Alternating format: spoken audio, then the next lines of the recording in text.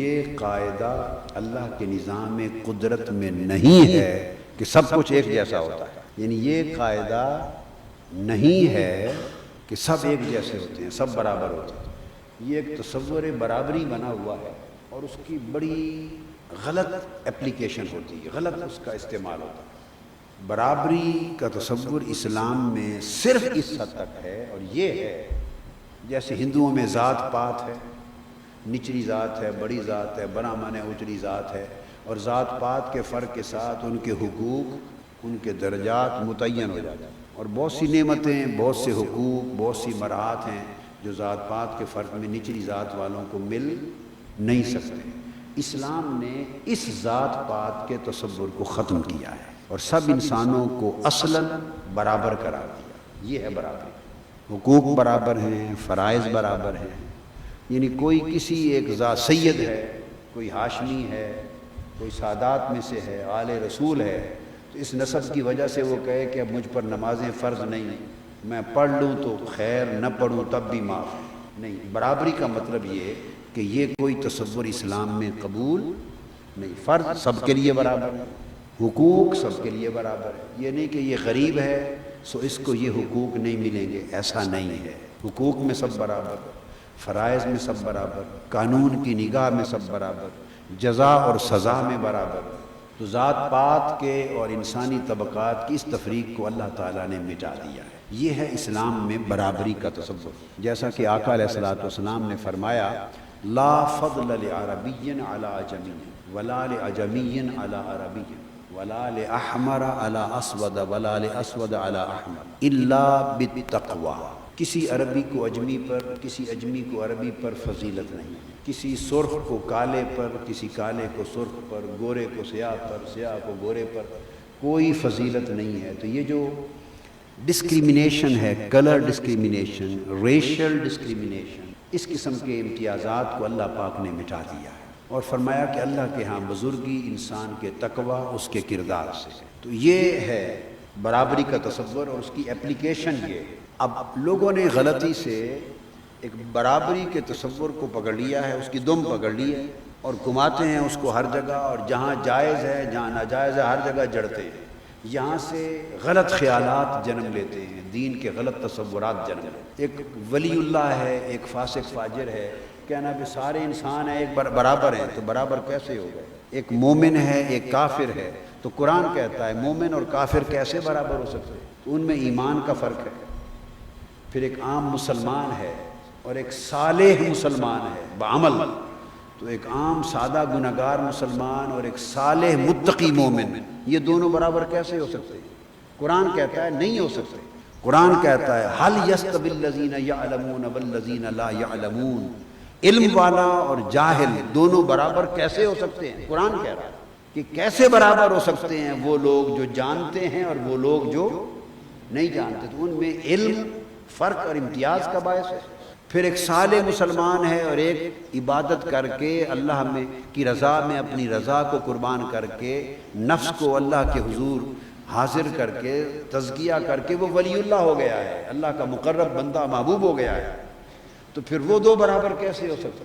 اور پھر نبی اور غیر نبی ہے، ایک کو اللہ نے مرتبہ نبوت پہ فائز کر کے انسانیت کا مقتدا بنایا، ایک پیروکار بنائے گئے. تو پیروکار اور مقتدا، نبی اور غیر نبی، وہ کیسے برابر ہو سکتے؟ امت کے اندر اللہ نے کسی کو امیر بنایا، امیر سے مراد رچ مین نہیں، امیر سے مراد جس کی اطاعت کی جائے، قائد، لیڈر، رہبر، پیشوا، مقتدا، اس کو امیر بنایا. باقی پورے لشکر کو، پوری فوج کو، پورے طبقے کو پیروکار بنایا اور فرمایا کہ امیر کی اطاعت اسی طرح ہے جیسے میری اطاعت. حضور صلی اللہ علیہ وسلم نے فرمایا. تو وہ کیسے برابر ہو سکتے ہیں؟ مطیع اور مطاع، اطاعت کرنے والا اور جس کی اطاعت کی جائے برابر نہیں ہے. تو اللہ پاک نے جگہ جگہ امتیازات قائم کیے. پھر 1,24,000 انبیاء پیغمبر رسول بھیجے اور فرمایا تلک الرسل فضلنا بعضهم علی بعض. 1,24,000 یہ کم و بیش ہم نے نبی رسول بھیجے اور فرمایا کہ یہ سب رسول ہیں مگر ہم نے بعضوں کو بعضوں پر فضیلت دی ہے. تو یہ برابر نہ رہے. یہ برابر رسول ہونے میں تو برابر ہوئے، مگر رسالت کے مرتبے میں برابر نہ ہوئے۔ آگے فرمایا منہم من کلم اللہ، ان میں کئی ایسے بھی ہیں جن کو اللہ نے طور پر بلا کر ان سے کلام کیا، اور کئیوں کی طرف صرف وحی بھیجی، ان سے براہ راست کلام نہیں کیا، تو یہ فرق ہو گیا بڑا۔ اور فرمایا منہم من رفع بعضهم درجات، اور کچھ ایسے ہیں جن کے سارے درجے بلند کر دیے، وہ حضور علیہ الصلوۃ والسلام ہر گوشے میں بلندی عطا کر دی، تو کیسے برابر ہو گئے؟ یہ نقطہ بنیادی سمجھ میں آ گیا۔ تو یہ جو ہر جگہ بلا تمیز برابری ہے، یہ اللہ پاک کے نظام قدرت، نظام تخلیق اور اس کے نظام عدل و فضل کے منافی ہے۔ اور پھر اللہ پاک نے اپنی عطا کے خود دو نظام بنائے ہیں، فرمایا ایک میرا نظام عدل ہے، ایک میرا نظام فضل ہے، جو جتنی محنت کرتا ہے اس کو اتنا اجر دیتا ہوں، یہ عدل ہے۔ اس عدل میں سب برابر، جو جتنی محنت کرے گا اتنا اجر پائے گا، اس میں کوئی فرق اللہ پاک نہیں کرتا۔ فرق سے مراد کم نہیں کرتا، یہ بھی بات سمجھ لیں، فرق سے مراد جو لیسٹ منیمم اس کا رائٹ ہے، اتنی محنت اور عمل کا اتنا اجر، تو کسی کو اجر میں کم نہیں کرتا، یہ معنی ہے اس کا کہ فرق نہیں کرتا۔ جب برابر حق دے دیا تو کسی کے کچھ اور اسباب بہت ہوں گے، ان کو زیادہ کر دے تو زیادہ کرنے میں اللہ پاک رکاوٹ نہیں رکھتا، زیادہ دینے میں اللہ۔ تو عدل یہ نہیں ہے کہ برابر ملے، عدل یہ نہیں ہے کہ برابر ملے، یہ عدل نہیں، عدل یہ ہے کہ جو حق تھا اس سے کم نہ ملے، یہ عدل ہے۔ تو جتنا حق بنا اتنا دے دیا، خواہ کم و بیش ہو جائیں یا برابر ہو جائیں، تو یہ عدل ہو گیا۔ اب اگر اس کے حق سے کسی کو زائد دے دے، اس سے زائد دے دے، یہ فیصلہ وہ کرتا ہے، اسے معلوم ہے کہ وہ زائد کیوں دے رہا ہے، وہ آپ کی نگاہ میں نہیں ہے، اس کی نگاہ میں 10 اسباب اور ہوں گے، کہ دیکھنے میں ایک عمل ہے، اجر مل رہا ہے، مگر ایک ایسی چیز بھی ہے جو تم نہیں دیکھ رہے وہ دیکھ رہا ہے، اس کو کہتے ہیں نیت۔ آپ نے بھی 4 رکعت نماز فرض پڑھی، دوسرے نے بھی فرض پڑھی، اب آپ کا عدل تو یہ کہتا ہے کہ دونوں کو برابر ثواب ملے، اس کا عدل یہ نہیں کہتا۔ آپ کی نگاہ اس کے اٹھتے بیٹھتے جھکتے اور سلام پھیرتے تک پڑی، آپ نے عمل کا ظاہر دیکھا، اس ظاہر عمل کا جو اجر بنتا تھا اس میں تو وہ برابر دے دے گا، اس میں وہ برابر دے دے گا، فرض ادا ہو جائے گا۔ اب کچھ فرق اور ہوگا، وہ یہ کہ یہ روٹین کی نیت کی، فرض کی ادائیگی کی نیت سے پڑھ رہا ہے، ایک اور آدمی ریاکاری کی نیت سے پڑھ رہا ہے، دکھلاوے کی نیت سے، ایک فرض اتارنے کی نیت سے پڑھ رہا ہے، ایک چلو اللہ کے فرائض ہیں وہ شغف رکھتا ہے، محبت رکھتا ہے، شوق سے پڑھ رہا ہے اپنا فرض، اور ایک ان تمام چیزوں سے بڑھ کر جو فرض ادا کر رہا ہے وہ اللہ کے قرب اور رضا کا ذریعہ سمجھ کر خود کو اس میں فنا کر کے پڑھ رہا ہے۔ ان تعبد اللہ کأنک تراہ، اس طرح عبادت کر رہا ہے جیسے اس کو دیکھ رہا ہے۔ تو یہ تو ساری اس کی اندر کی کیفیتیں ہیں، یہ نہ آپ دیکھ رہے ہیں نہ میں دیکھ رہا ہوں، لہٰذا وہ جتنا برابر حصہ بنتا تھا ظاہر عمل کا وہ تو برابر دے دیا، عدل ہو گیا۔ اور پھر ایک کے اسباب اور بہت سارے ہیں، وہ ان کو کئی گنا زیادہ دے دیتا ہے، لہٰذا جب کئی گنا زیادہ دے گا یہ اس کا فضل ہوگا۔ یہ سمجھنا کہ یہ سب برابر ہیں، سب برابر، اس سے بڑی جہالت کوئی نہیں، اس سے بڑی جہالت کوئی نہیں۔ کتنی مثالیں میں نے آپ کے سامنے رکھی ہیں روزمرہ زندگی کی، روزمرہ زندگی کی۔ تو اس کا مقصود یہ تھا سمجھانا، حسنین کریمین سے جو حضور علیہ السلام نے محبت کی وہ کسی اولاد باقی کو نہیں، اور 4 صاحبزادیوں میں جو محبت سیدہ کائنات حضرت فاطمہ الزہرا کو دی وہ ایک نرالی داستان ہے۔ باقی بھی اولاد تھی مگر صرف یہ استثناء اور عجب شان حضرت سیدہ فاطمہ الزہرا کو تھی، یہ حسنین کریمین کو۔ جو کوئی حضور سے ملتا وہ کہتا میرے ماں باپ آپ پر قربان، اور آقا علیہ السلام حضرت فاطمہ الزہرا کو ملتے تو فرماتے فاطمہ میرے ماں باپ تم پر قربان ہوں۔ ابھی 40 میں نے مرتب کی حسنین کریمین پر بھی، اس میں بھی حدیث آ رہی ہے، میلاد شریف میں آپ پڑھیں گے، حسنین کریمین سے ملتے، حدیث پاک میں ہے، ان سے بھی کہتے حسن حسین میرے ماں باپ تم پر قربان، یہ اوروں کے لیے تو نہیں فرمایا۔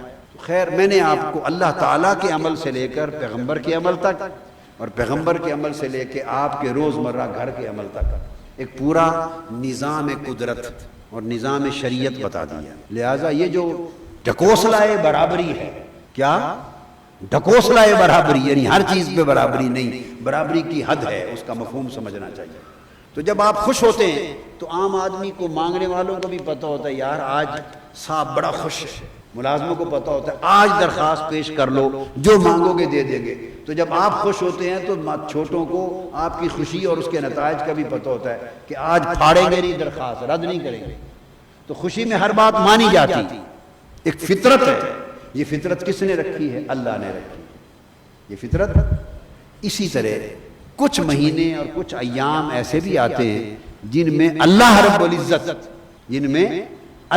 العزت کی رحمت جوش پر ہوتی ہے. اللہ کی رحمت جوش پہ ہوتی ہے، جھوم جھوم کے آتی ہے اللہ کی رحمت، اس کی بخشش، اس کی مغفرت، اس کی عطائیں، اس کا لطف و کرم، اس کی رحمتیں، اس کی برکتیں جوش پر ہوتی ہے، جس طرح سمندر میں تلاطم آ جاتا ہے.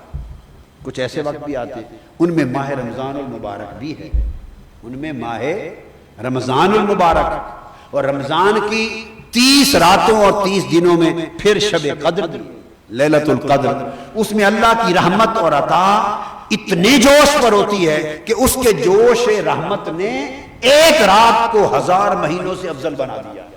اس کی ایک ریزن ہے، صرف فرمایا کہ اس کو ایک نسبت ملی، اس رات میں میرا قرآن آیا، اس رات میں میرا، بولیے نا، قرآن آیا. بس چونکہ اس رات کو قرآن کی زمین پر آنے کی نسبت ملی، تو اس نسبت سے جو بات سمجھانا چاہ رہا ہوں وہ یہ کہ اس کو بھی فضیلت ملی تو کسی، بولیے، نسبت نے فضیلت دے دی. تو پتہ چلا کہ اگر کسی لمحے کو اور کسی دن کو، کسی رات اور کسی وقت کو اللہ کی کسی محبوب شے سے نسبت ہو جائے اور وہ شے اس لمحے میں آئے، تو اس نسبت کے لمحے، اس لمحے کی جو نسبت ہے اس کی وجہ سے اللہ پاک اس پوری رات اور پورے دن کو اور اس پورے مہینے کو ہر شے سے بلند کر دیتا ہے. تو اہل ایمان کے لیے سمجھنے کی بات یہ ہے کہ یہ ہمیں قرآن ہمیں بھیجا، یہ ہمیں قرآن بھیجا. جس رات قرآن آیا وہ رات 100 سال سے افضل ہو گئی، 1000 مہینوں سے افضل ہو گئی. اور پھر قرآن آیا کس کے لیے؟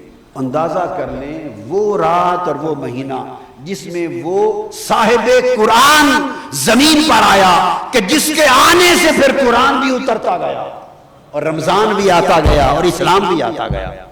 تو جس رات اور جس مہینے میں وہ ہستی آئی جس کی خاطر رب کائنات نے ساری کائنات کو بنایا ہے، 1,24,000 انبیاء کو بھیجا ہے، بزم خلق سجائی ہے، جس کی خاطر 14ویں کا رات چیر دیا ہے چاند، جس کی خاطر ڈوبے سورج کو پلٹا دیا ہے، جس کی خاطر نظام شمس و قمر بدل دیے ہیں، اور جس کی خاطر دوزخ و جنت کا نظام بنایا ہے، جس کی خاطر شفاعت بنائی ہے، جس کی خاطر تخت پر ایک کرسی دائیں جانب رکھی جائے گی اور مقام محمود پر جس کو بٹھایا جائے گا، اور جس کی خاطر سب حساب و کتاب کے بعد وہ ہستی جس کے لیے کہے گی اس کو بغیر حساب کے معاف کر دیا جائے گا.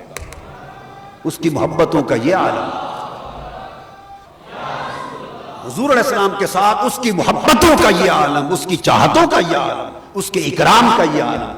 تو جس رات اور مہینے میں وہ ذات پاک آئی، اندازہ کر سکتے ہیں اس مہینے کی فضا، آب و ہوا، اس میں اس کی رحمتیں، اس کی برکتیں، اس کی نعمتیں، اس کی خوشیاں، اس کی عطائیں، اس کی رضائیں کس حال میں ہوں گی، کس حال میں ہوں گی. تو اس مہینے کے لطف و کرم کا کیف ہی کچھ اور ہوگا.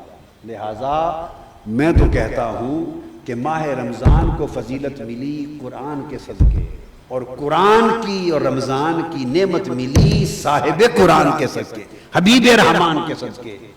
سو لاکھ رمضان ہوں تو مصطفیٰ کی ایک آمد کے لمحے پہ قربان ہو، کروڑوں رمضان آقا علیہ السلام کے لمحے ولادت پہ قربان ہو. سب سے پہلے نئی ویڈیوز کو حاصل کرنے کے لیے شیخ الاسلام ڈاکٹر محمد طاہر القادری کے آفیشیل یوٹیوب چینل کو سبسکرائب کریں اور بیل آئیکن کلک کریں.